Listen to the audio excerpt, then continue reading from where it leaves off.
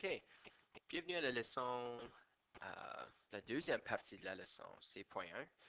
La leçon C.1.2. J'essaie de raccourcir les vidéos pour vous soulager un peu.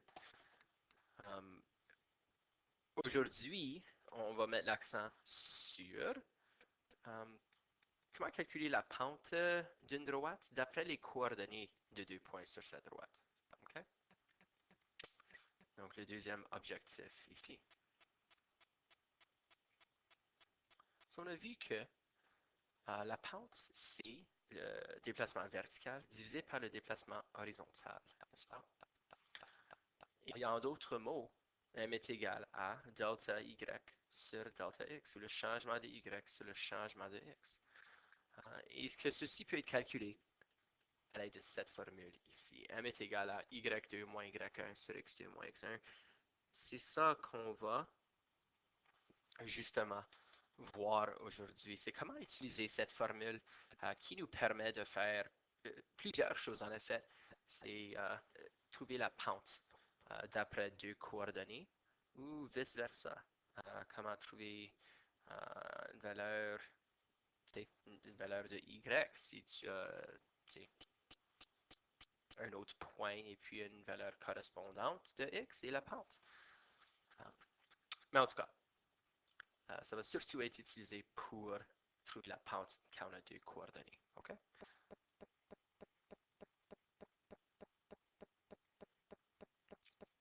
So, si on descend ici, comment déterminer la pente d'une droite à partir de 2 points? C'est ça qu'on fait. On utilise la formule. Okay? So, si on a 2 points, on utilise la formule.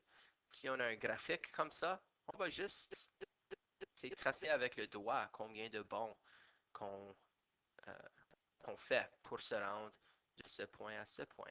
Mais on peut faire la même chose avec des calculs. OK? Et puis, c'est en utilisant cette formule. Cette formule, elle, effectivement, va faire la même chose. OK? Le problème, c'est que on a besoin de faire la distinction entre 2 points. OK? Et on ne peut pas mélanger ces données. So, dans cette formule, on a y2 moins y1 et x2 moins x1.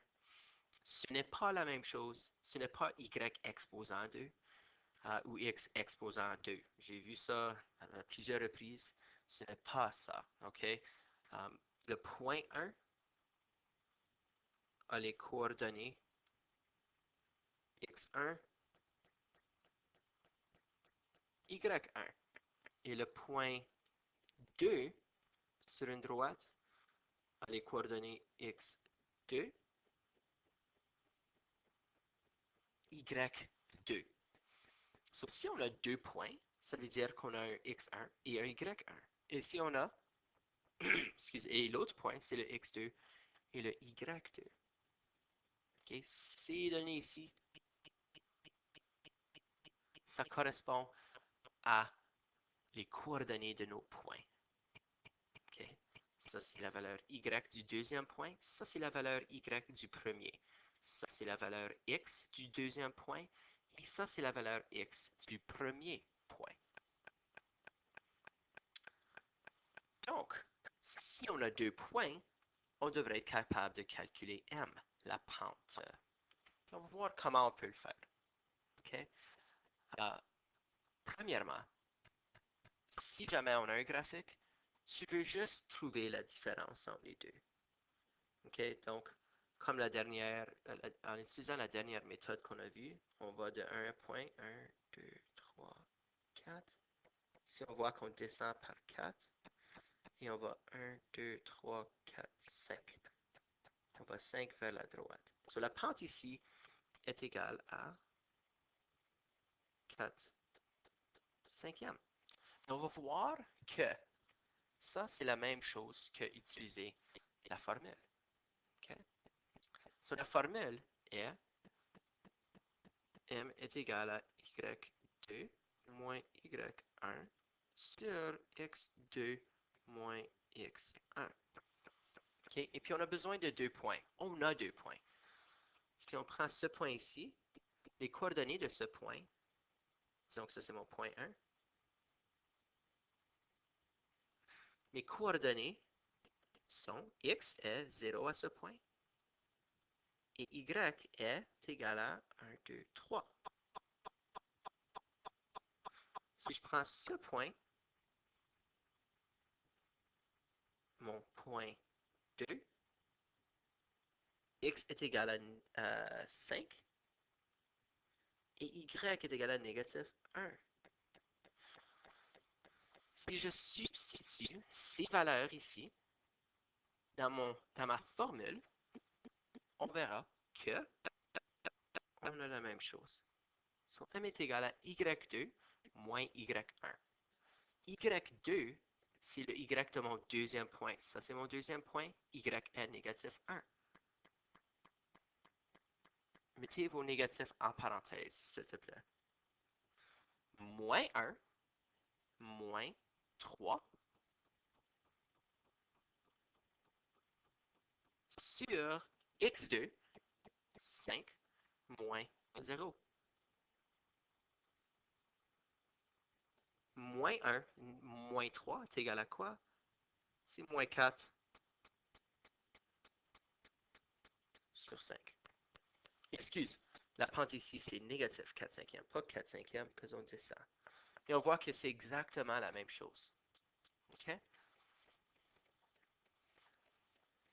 So, comme j'ai dit, si on a un graphique, juste trace-le avec, fais les bons avec, trouve 2 points, fais les bons avec ton doigt pour voir euh, le déplacement vertical et horizontal. OK? Ça prend beaucoup moins de temps qu'utiliser la formule. Mais quand est-ce que la formule est utile? Bien, on ne va pas toujours avoir un graphique devant nous. OK? Parfois, on va vous donner 2 points directement. OK?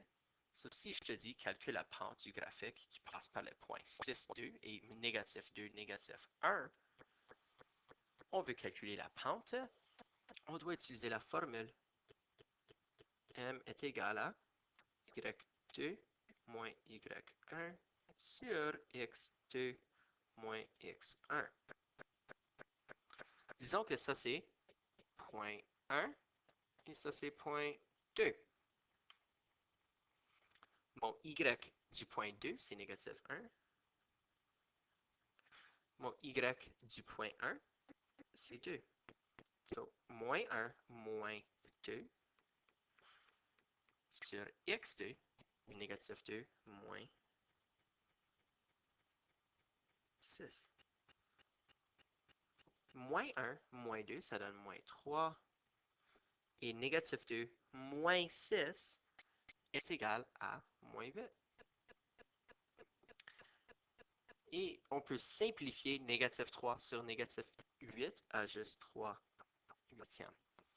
Sur la pente de la droite qui passe par les points 6, 2 et négatif 2, 1 est égal à 3 huitièmes. Et parfois, on peut vous donner des valeurs ici dans une résolution de problème qui vont correspondre à 2 points. OK? So, ce problème ici, assez avancé, mais quand même applicable. On utilise exactement la même formule pour le calculer. Puis on va voir, ça s'applique surtout au module qu'on vient de voir, mais c'est toute la même chose. OK? C'est la même chose que c'est une relation, une fonction linéaire, OK? Qui a un taux de variation constant, juste comme une fonction linéaire. Ou les choses, les droites qu'on est en train d'évaluer en ce moment. Okay? So on parle la relation entre le coût d'une fête et le nombre d'invités est linéaire. Pour 20 invités, le coût est 250 $. Et pour 31, le coût est 267,5. C'est quoi le coût de chaque invité? Okay? So la question nous demande, c'est quoi le taux de variation? À chaque invité de plus qui se présente à la fête, par combien est-ce que le coût va changer? On se souvient que y, c'est la variable dépendante et x, c'est la variable indépendante, n'est-ce pas? Bon. Laquelle est laquelle? La variable dépendante, c'est le coût, n'est-ce pas? Le coût va dépendre du nombre d'invités.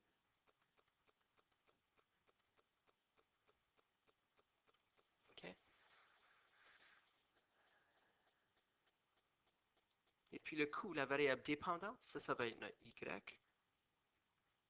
Et la variable indépendante, c'est le x. OK? Donc, on sait que la pente, c'est la même chose que le taux de variation. Et la pente est égale à y2 moins y1 sur x2 moins x1. N'est-ce pas? Et on a besoin de 2 points pour faire ceci. Et puis c'est ça qu'on donne dans la question. On dit que quand le nombre d'invités est 20, le coût est 250 $. Et quand le nombre d'invités est 31, le coût est 267,5.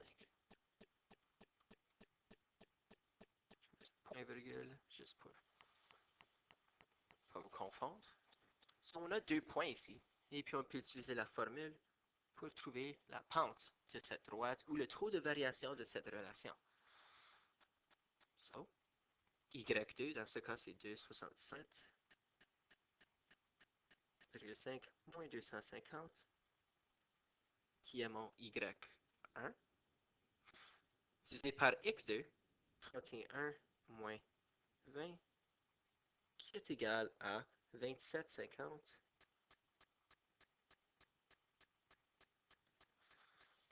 sur 11, qui est égal à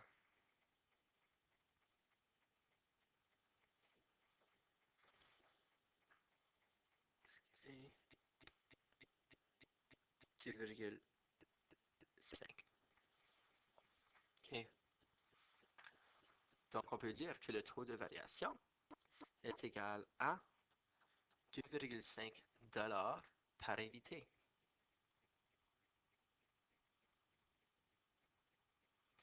Sur chaque invité